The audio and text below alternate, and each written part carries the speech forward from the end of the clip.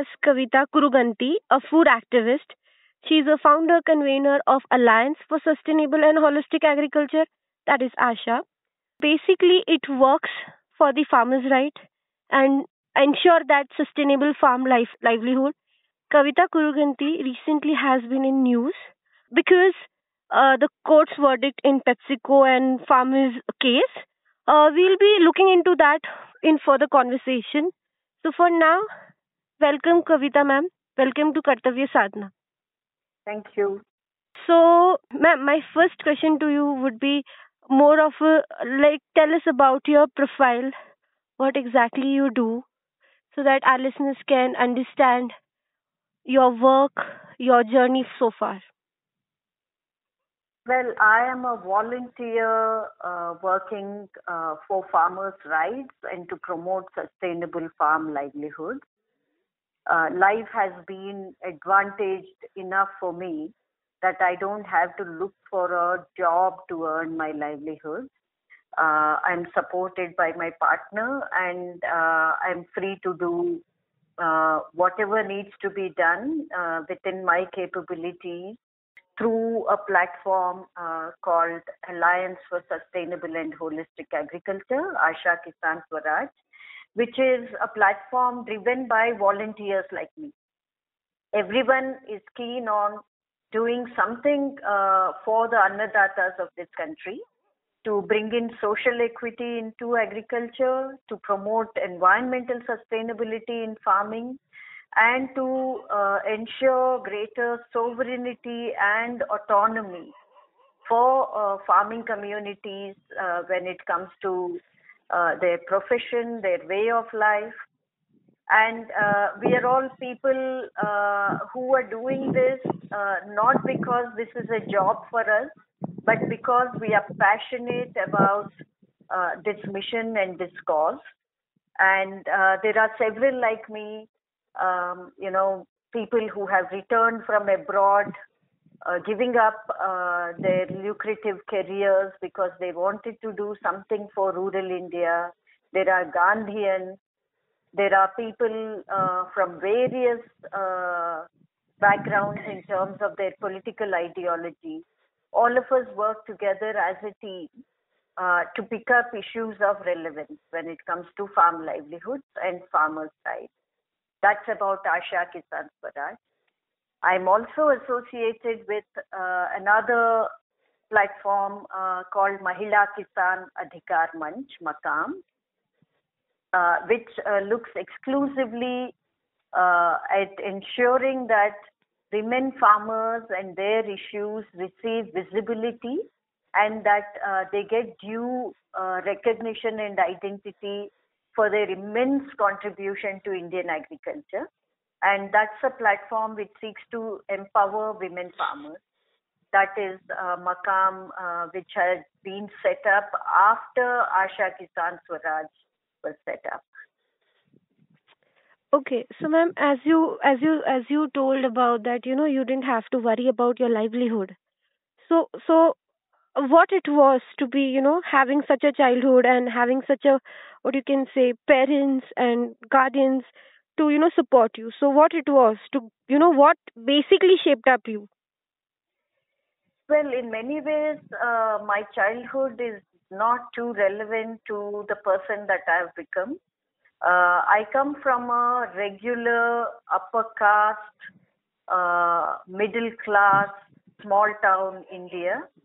I come with my own set of advantages, and I see that there are millions in this country who have been disadvantaged and discriminated against by gender, by caste, by class, and many other structural reasons. My own childhood and where I come from is, I think, completely irrelevant. I am irrelevant in that sense because I really don't experience in my everyday life the hardships that members of the communities that I work with experience. So I can't even claim that I know what farmers are going through. I know what women farmers are going through. I know what landless agricultural laborers are going through. That would be completely untrue for people like me to claim. I have a comfortable middle class life, but within that, I try to do whatever I think is, justice related issues for Indian farmers. And my parents got reconciled to me not having any aspirations for myself. I'm sure they would have liked me to have pursued some career or the other. But when I started living in a village and there was no way that they could physically access me because both of my parents were busy with their own jobs, I guess they gave up on me. Today they are proud and supportive. My father passed away, but my mother follows my work closely. And she's proud of what I'm doing. She's supportive of what I'm doing. So, when did you came across such feel that you need to work for these people, sections of society who are more vulnerable and they cannot even survive on their own? I was all of 22 years old when I got exposed to rural India for the very first time in my life. For several generations in my family, there's been no farming as a profession adopted by anyone in the family. They had already moved into salaried jobs and so on. And they were living in small towns and cities of India. My grandpa, for instance, was in the army as a medical doctor in the army medical corps. Mm-hmm. Great grandfather was working with the British in terms of irrigation systems in the state of Andhra Pradesh at that time. So there's been no farming as a profession for a long time now. And during my master's in communication in Hyderabad Central University, in the third semester in 1992, when I was 22, I went to some villages in Telangana where an organization called Deccan Development Society was working. And when I met the Dalit women farmers that the organization was working with, some of whom were completely landless Dalit women farmers, and when I saw their knowledge about agriculture, when I saw that they were really fiery and bold in their everyday struggles for survival, I was very, very inspired by these women. I just packed my bags and went to the village and started living there. Luckily for me, the organization also gave me, uh, a small paid but important roles as jobs in that organization. I stayed on for 6 years. Later on, I moved to Delhi. I worked in international organizations. I worked in resource organizations promoting sustainable farming. I went into policy advocacy. I also began getting associated with Sangatans or struggle-based organizations from 2009 onwards. So in my life, I have seen different kinds of organizations, and my work itself had been across these, from grassroots till national policy influencing kind of work. And all of this, at every stage, there was more inspiration that I derived from something or the other with regard to farmers' rights. And there's always been great positive hope about things changing, and I still am very hopeful. Ma'am, when you say that you have been, meeting people living in rural areas, so what was that first moment that you met someone and it hit you hard that no, this is it, this is what I need to do, this is I need to work in. So what was that moment and what was that experience? That experience was all about how people who are seemingly very disadvantaged in terms of no income, no money, huge debts, a small hut to live in, an alcoholic husband, agriculture being very risky in rain-fed farming on bad lands that have been assigned by the government to Dalit women. In the midst of all these hardships, I came across women who were very bold and fiery and always hopeful about better things in life. And they had the time to actually come together and struggle together for improving their own lives. And that was highly inspirational. It was an intense and inspiring time for me, coming across many Telangana Dalit women, um, both struggling and succeeding in life and being happy women at times, enjoying each other's company and, also drawing upon their deep strengths and skills and knowledge.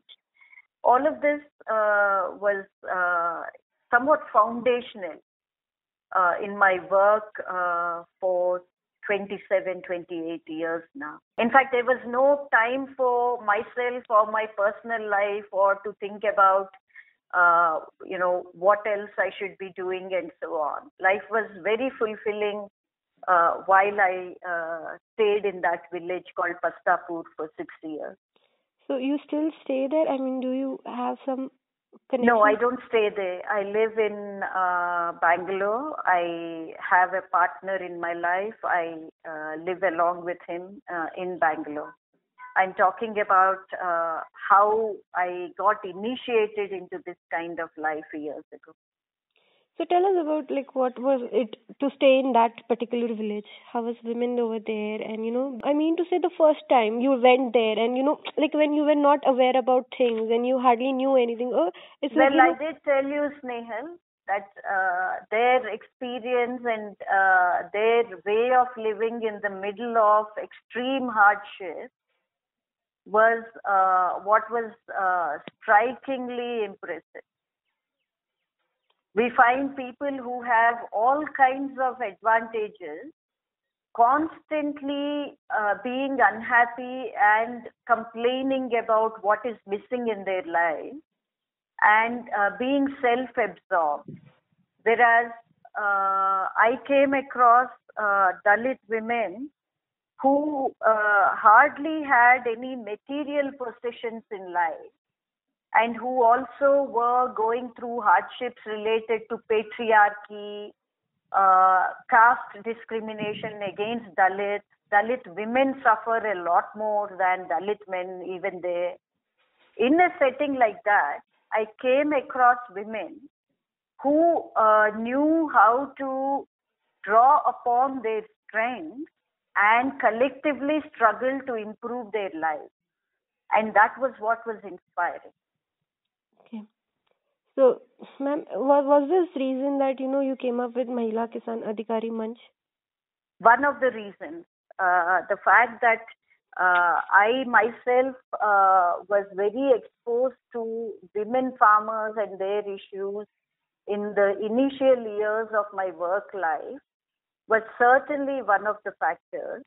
One other factor was that in the years 2013 to 2015, for reasons that I quite don't know and understand, Government of India, first in the UPA government and then Mr. Modi came to power, I was made as one of the members of a high-level committee on the status of women in India.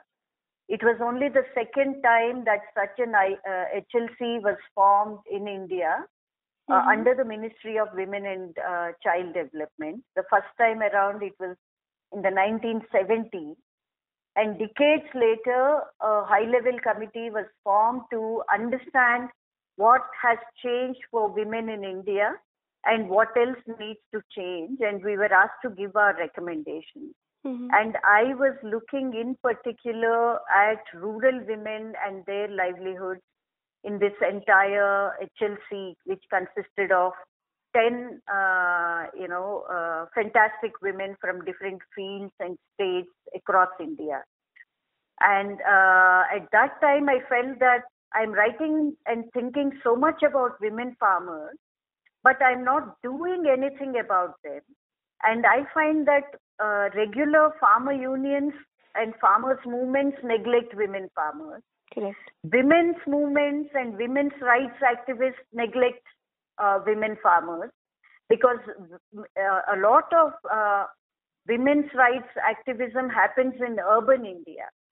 And there's a lot of discussion around issues like, sexuality, some amount of work around violence against women and so on. But it felt as though women farmers' issues have fallen through the cracks, even in the women's movement in India. And then I found that in the organic farming movement, I come from a movement which is around sovereign ecological agriculture, both for farmers' empowerment and for environmental regeneration. And even there, even though there's a recognition that women farmers are leaders in environmental issues, whether it's the Chipko movement, whether it's the Narmada Bachao Andolan, or any other such movement in India, women farmers and a feminist approach to women farmers is missing in those movements also. So several of us started coming together, and I was feeling particularly guilty that I was working in a high-level committee for the government, but I was not doing anything solid about women farmers. And it was in 2014 that we started Mahila Kisan Adhikar Manch, bringing together women farmer leaders, activists, researchers, as well as organizations working for women farmers, for women. We brought in women's groups, we brought in farmers groups, we brought in organic farmers groups, we brought in social activists, researchers and others. And we started Maqam in 2014 April. So yes, to answer your question, my work with Deccan Development Society and the Dalit women there is certainly one of the triggers to think about Maqam. But there were also other reasons. What were the recommendations you gave, and do you think that those recommendations has really brought the changes now? So in the HLC, which was all about, how do we bring about equality between men and women in all spheres of life in India, and ensure that the constitutional rights of women are protected quite strongly. There were recommendations given in various sectors of life, including, let's say, political sphere and women's empowerment. What should political parties be doing? What should a reservation bill look like in the Parliament of India for women? There were all kinds of recommendations. But on the issue of women farmers, we specifically talked about how they need rights over resources, land rights, forest rights, water resource rights and so on, seed rights. We also talked about how, ecological agriculture will be the path to empower women. And we talked about how certain ancillary non-farm livelihoods should also be promoted. There were recommendations around strengthening NREGS, about wage parity between men and women workers. We talked about separate markets and market-related services that are needed for women farmers. So there was a whole gamut of recommendations that were given. What has happened subsequently, I think the report is gathering a lot of dust in the government of India, as many such reports do. Because when committees are formed and there are a lot of activists who are brought into those committees, a lot of positive recommendations are indeed given, but governments don't have the political will to always pick up those recommendations. So this particular thing is gathering dust. And some of the things that we began demanding from Makam, which also may have been reflected in the recommendations of the HLC report, we were able to get a little more success from Makam than through the high-level committee report. And that is what people power is all about. That citizens actually make governments work for them. Whereas committees set up by governments may not always achieve that sort of result. Correct. So under Makam, what are the projects that are going on and that has brought positive changes in the farming, especially concerning women? So Makam works on various issues related to women farmers. So there are working groups related to forest-dependent women, and there the effort is to make sure that the Forest Rights Act of 2006 and PISA and other such progressive legislations are applied in the context of forest-dependent women. They are also women farmers. Makam defines women farmers as those beyond just cultivators of crops, beyond just land-owning farmers. So for us, so there's a group which works on forest rights for women farmers. And they have managed to, even simple things like, does government maintain gender disaggregated data so that monitoring of what is happening to women farmers is possible within the government? These are the little kinds of things that have been achieved other than, FRA joint titles being given, single women getting it in their own name, and so on. Then there is the issue of women farmers in farm suicide families. There's a working group on that within Makam.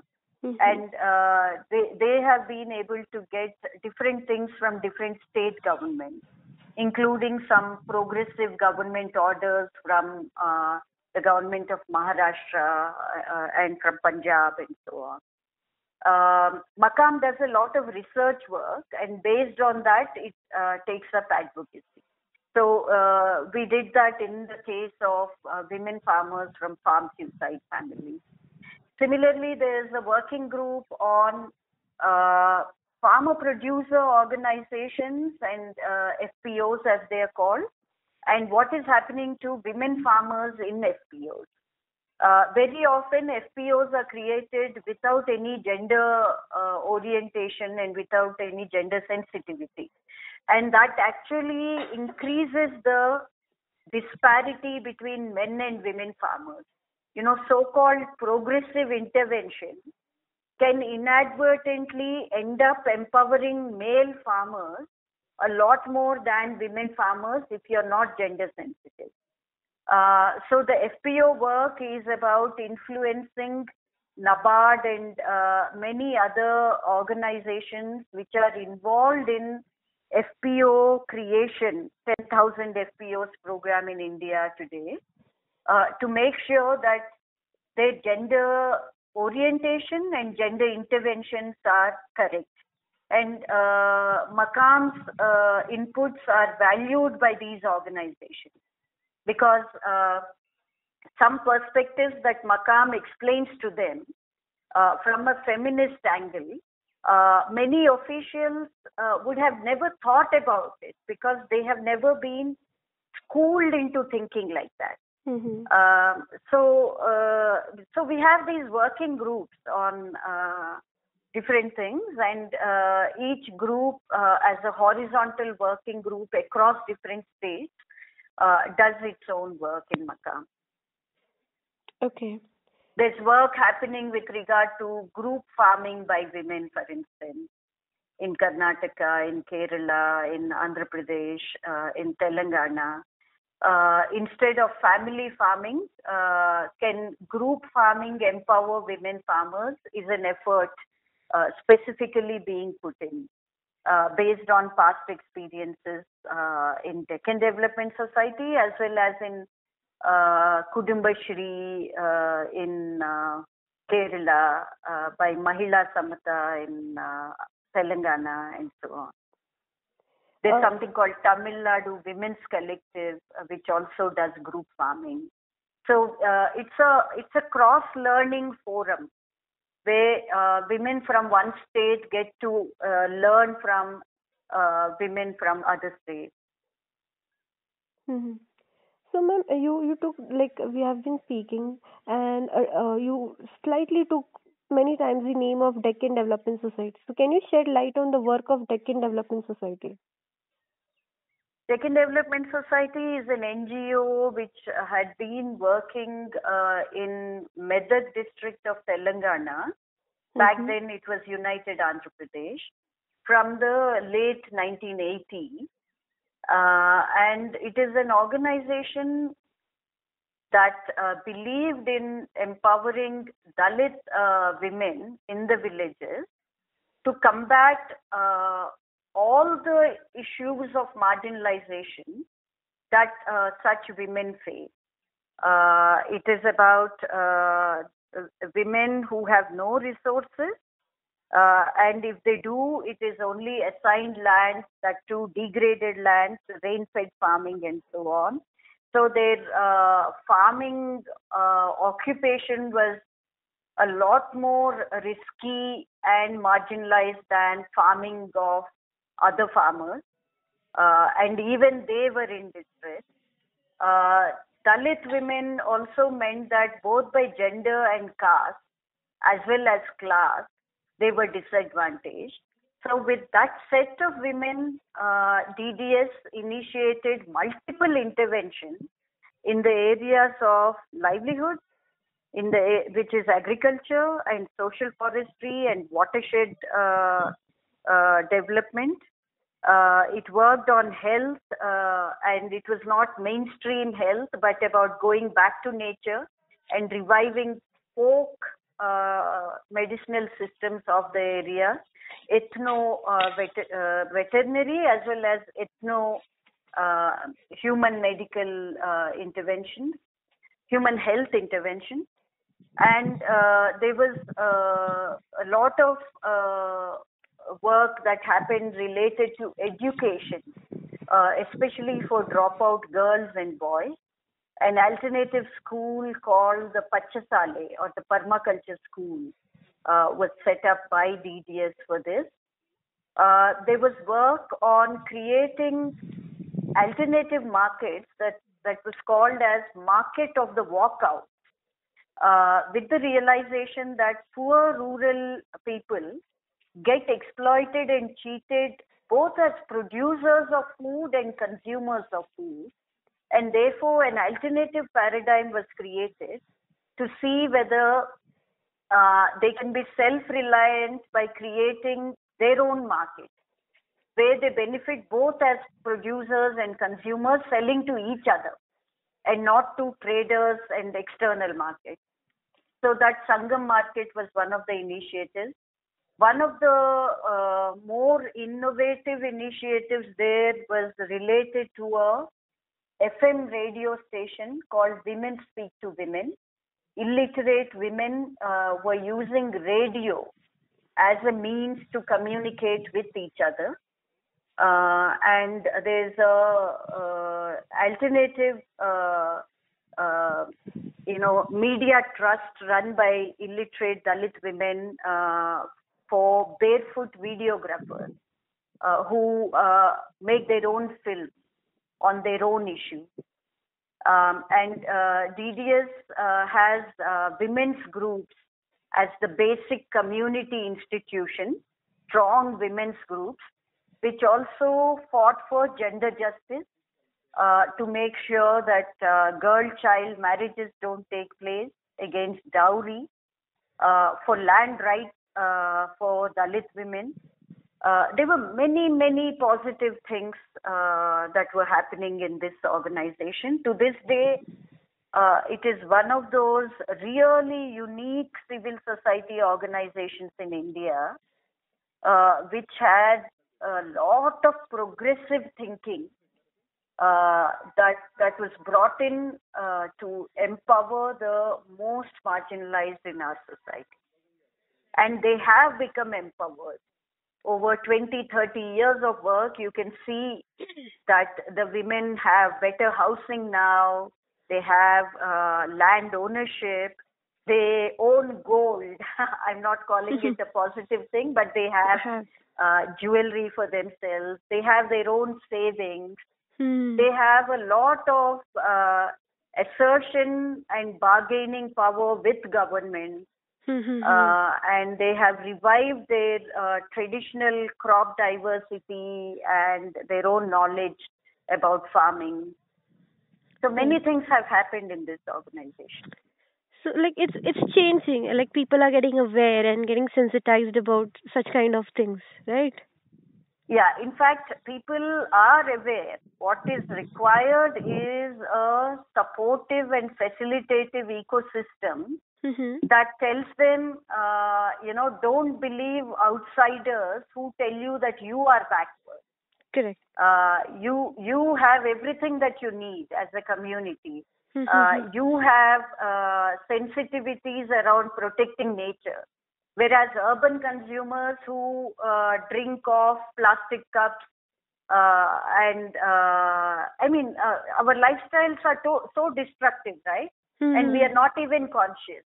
Correct. That we are destructive. So our job in DDS was to tell the women that you are all fantastic. Just get on with your life, and we will make sure that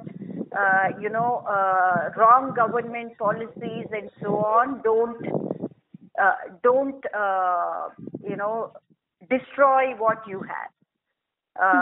Whether it is related to land acquisition, whether it is related to giving you genetically modified seeds or chemical pesticides. Our job was to tell them that the community has a lot of wisdom. The community also has injustices that need to be addressed. And you, as a women's collective, can address that. But the outside world and their exploitation can certainly be stopped if you recognize your collective strength. This was the key thing that DDS was doing, even with its alternative media work. The regular mainstream media is mainly about industry and business interests, influencing every citizen as a consumer. Correct. And trying to shape their thinking, their behavior in the market space. Right. Whereas the radio station that the women had, called Women Speak to Women, was about their own livelihood, their issue. Falana Narsamma and her success story. Right. Falana Kavitha, who resisted child marriage. So that was giving women in other villages inspiration, strength, and so on to do things together. Okay. Where was this radio station located? This whole place is about 100 villages in Medak district of Telangana. Okay. So like, would you like to elaborate the work over there? This is Deccan Development Society's work. Okay.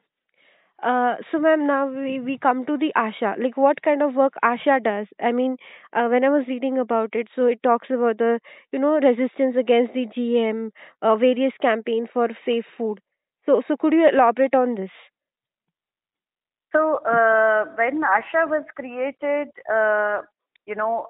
we were interested mainly in protecting farmers' rights, but several of us were not farmers Right. ourselves. Mhm. And we, the recent Samyukta Kisan Morcha led farmers movement changed the picture quite a bit in the past 1 year. Mhm. But ASHA got created at a time when farmer unions were also not very active, and they were also demoralized, what's the word for it? Um People who were disappointed, lack of successes, and so on, Mhm. also meant that farmer unions were splitting up into small groups, various problems, ego problems, as well as other issues. Farmer movement in India was pretty weak. Right. And we thought that from ASHA, when we created ASHA, Mhm. that it is important that urban consumers also engage with issues of farmers. Mhm. And one of the main points where an urban consumer will start thinking about farming and farmers is through the route of food. If they understand, where food is coming from Mhm. and whether it is safe or not, food safety Mhm. and nutritious food in itself is an issue that an urban consumer might get hooked onto, based on which they may start thinking more about what is happening in villages and therefore what is happening in farmers' lives. And in ASHA's work, food safety became a key part of engaging with urban consumers. So ours is probably the only farmers platform where we discuss issues of farmers in villages, but we are also engaging with urban consumers on issues of food systems. That is where the safe food part comes in our work. Right. And what about the GM resistance? So, we realize that corporatized agriculture, in the name of new technologies and so on, an agricultural paradigm which takes away control from both farmers and consumers. And GM seeds represent one such technology that they may promise higher yield or something, which is not true in reality, but it is mainly about control over agriculture in the form of seeds. Most GM seeds and technology is patented.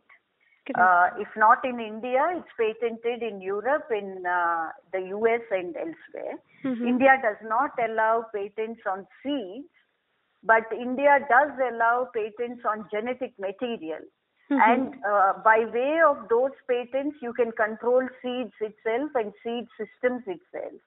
And this is like the classic case of the Arab and the camel. The camel saying, "Can I put my nose inside your tent?"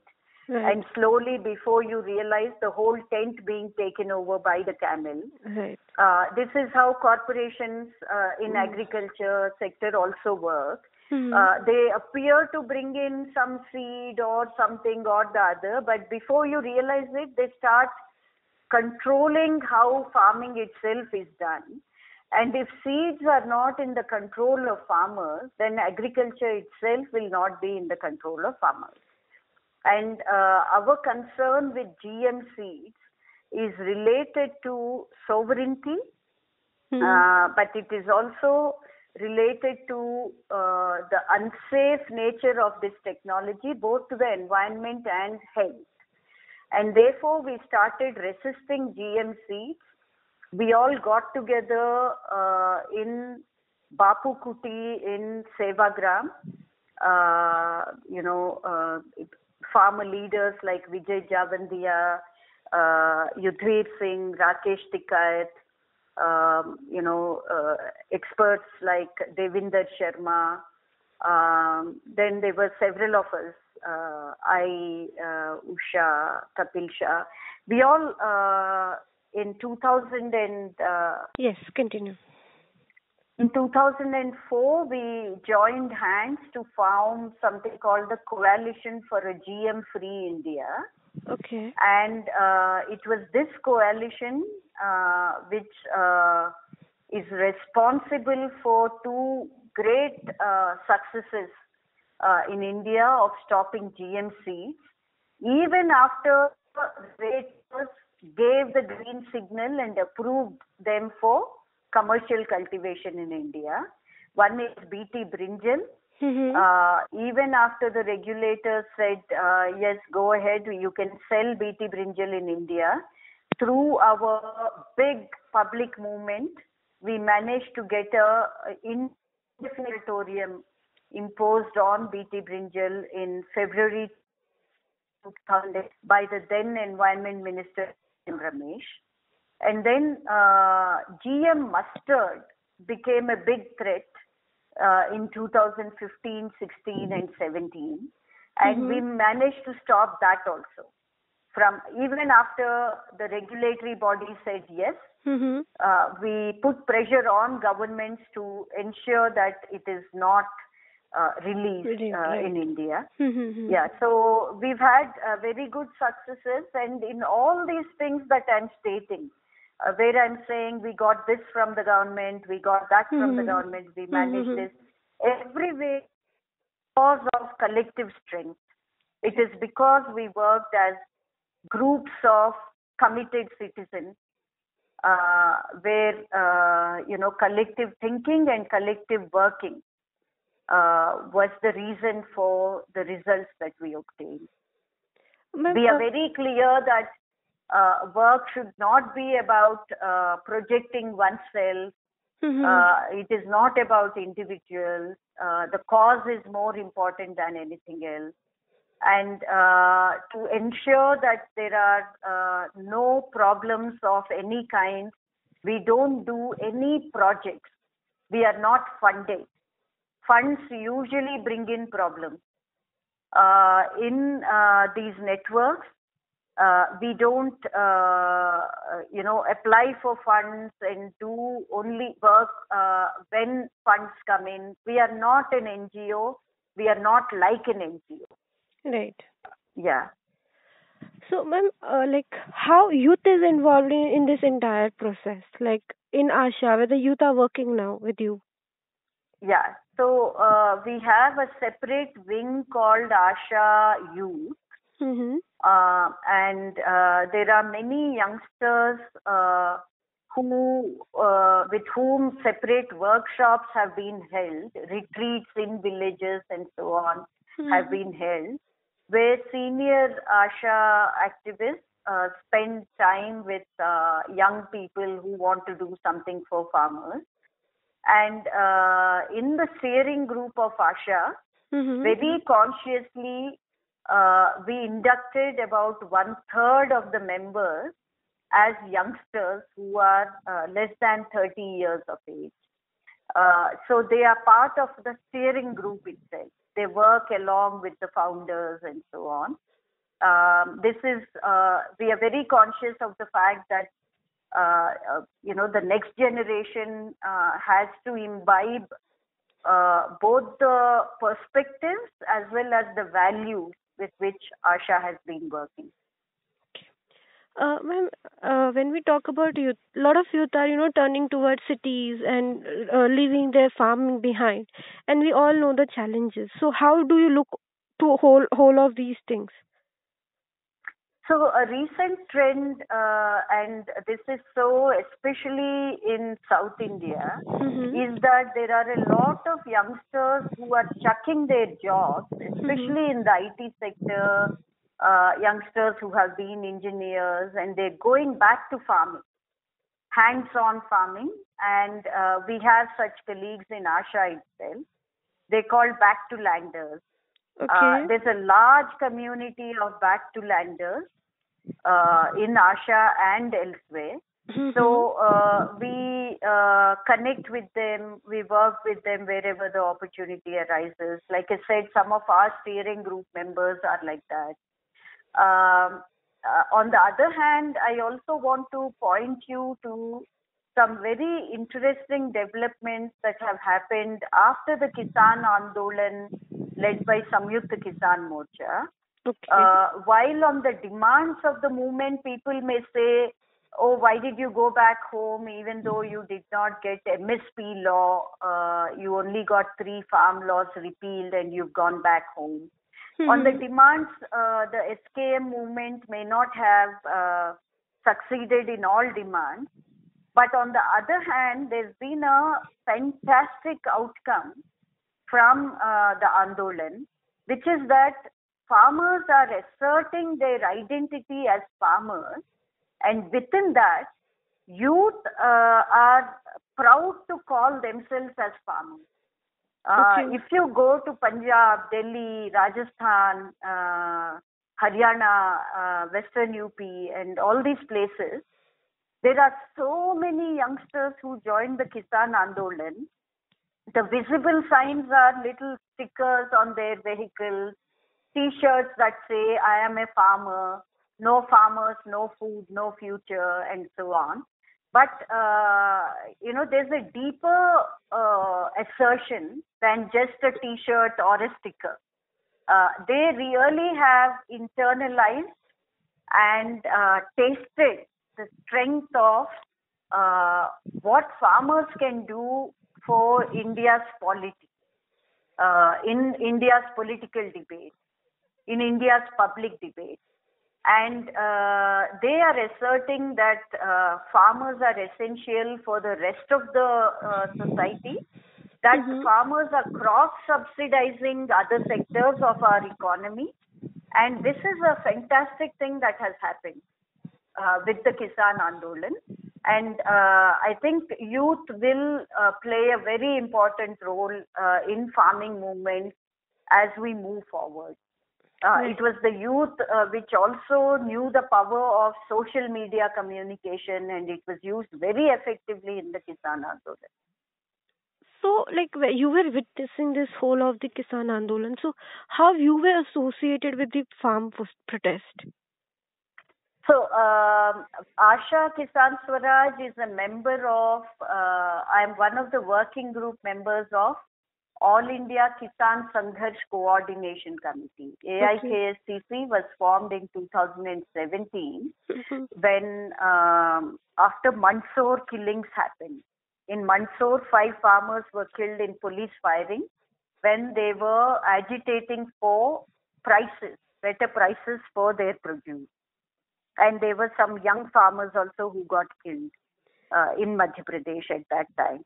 And we formed an alliance of many, many farmers' organizations, hundreds of farmers' organizations, and called it AIKSC.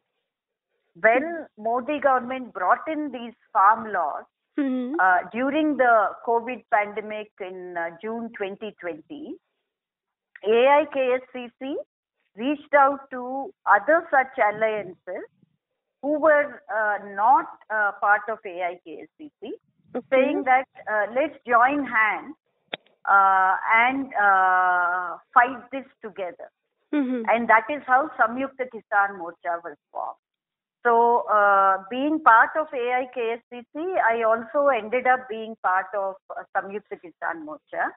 And when the Delhi Chalo call was given for November 26, 27, 2020 to farmers around Delhi, I was one of the first people to go to Delhi from Bangalore to set up a control room for the whole movement.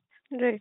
And there were many of us, and I took the responsibility of coordinating, the arrival of tens of thousands of farmers in tractor trolleys from different states. From Karnataka and Andhra and Maharashtra and Madhya Pradesh also, farmers traveled in convoys at that time. ASHA and Makam people also went there. And I stayed in Singhu border for 4.5 months. Okay. And I was the only woman delegate amongst 42 farmer union leaders who were negotiating with Mr. Narendra Singh Tomar and Piyush Goyal and the government delegation, basically. And then there was a health problem in my family.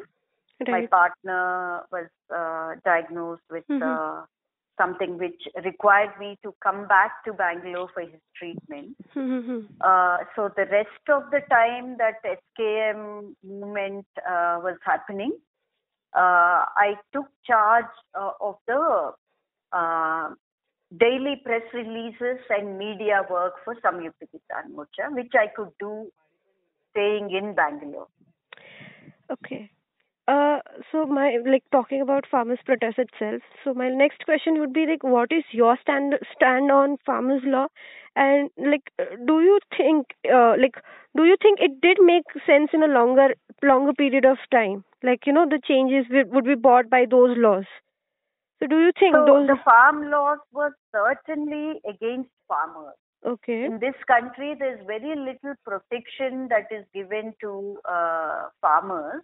And even that meager protection was being dismantled by the central farm laws. And farmers were being asked to deal with both existing traders and big corporate giants on an unequal playing field. And the government was was abdicating its role.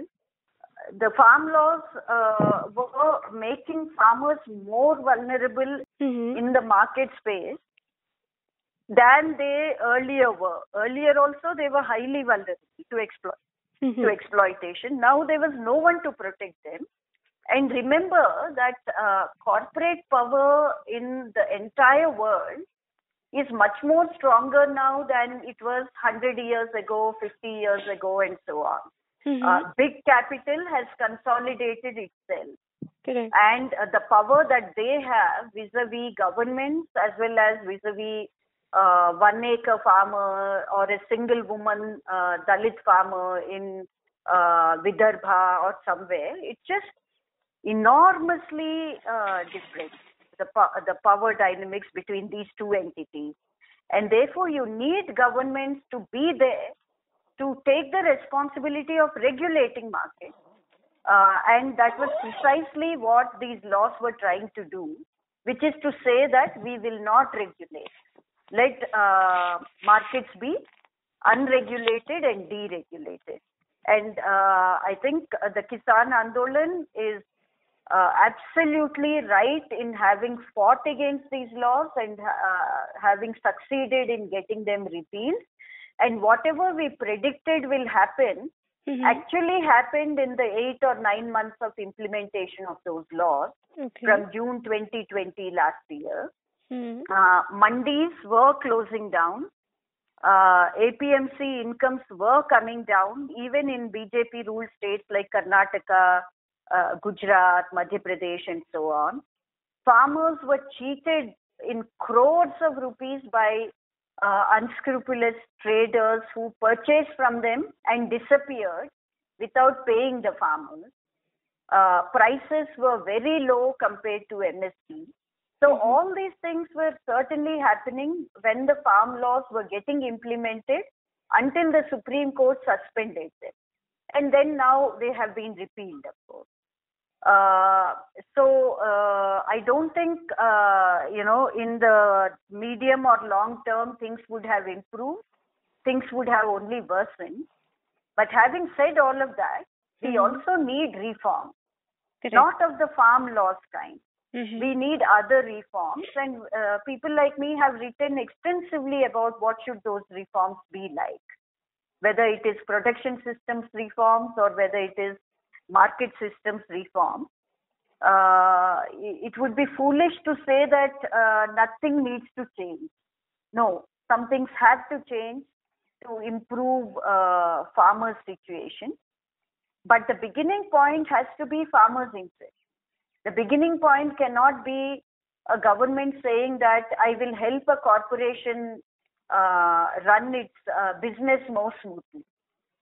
Citizen interest has to be primary. Ma'am, like youth getting into business and at the same time, having an agriculture. Like if such kind of thing happens, like what could be the, output of it? Youth getting into business. And agriculture itself, like agro. It depends on what kind of business, right? There's a lot of scope for rural youth Mm-hmm. to help their own households in Mm-hmm. better marketing using their new age skills Right. of better technology access, better information and knowledge that they have. We can think of youth and their new age skills actually being complementary to farming of the older kind.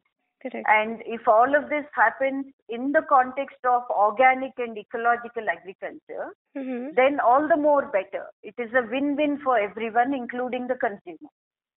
Correct. Or I would like to end with the last question is that whole of your youth has went into one particular field, dedicatedly working into that field.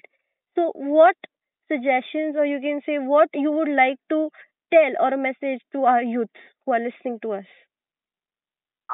I think even measuring things like my whole youth went into something or the other and so on, that is too much unnecessary self-importance. I mean, some of us in this world, not looking at ourselves, but our ability to do something for others should be prioritized. Everyone taking care of themselves, my career, my job, my family, and so on, Mm-hmm. does not create good society. And I'm sure a lot of youth can afford to do what I have done. I don't come from an affluent family. I don't come from a wealthy family of any kind. Mm-hmm. It's not as though our family has lands and houses and so on. But there's nothing lacking in my life.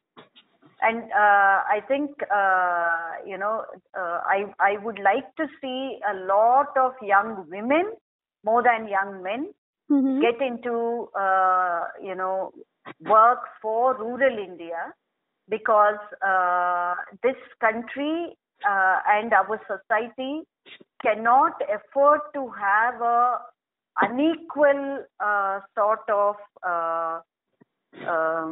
world in future. It falls on us. It's our responsibility to address inequalities and discrimination. Mm-hmm. And this generation's skills and knowledge compared to the earlier generations will be very useful for a good win-win match between what existing generations of farmers in rural India have, and the youth complements and supports them in doing some things for them. It could be access to rights and entitlements from the state, help farmers get their scheme benefits, or better information and so on, help them market their produce, help them set up enterprises of their own. All of this youth can do. Correct. So I think I have got all my answers. Lovely. So thank you, ma'am. Thank you for being with us, being on Kartavya Sadhana and enlightening with your knowledge you have and all the insights, especially, in sections like rural women farmers, like which is very much not known to people. And because everyone counts it like a farmer basically means, whole lot of men farmers, not as Mm. a woman farmer. So I Mm. think that was more enlightening in all of this conversation we had. So thank you so much.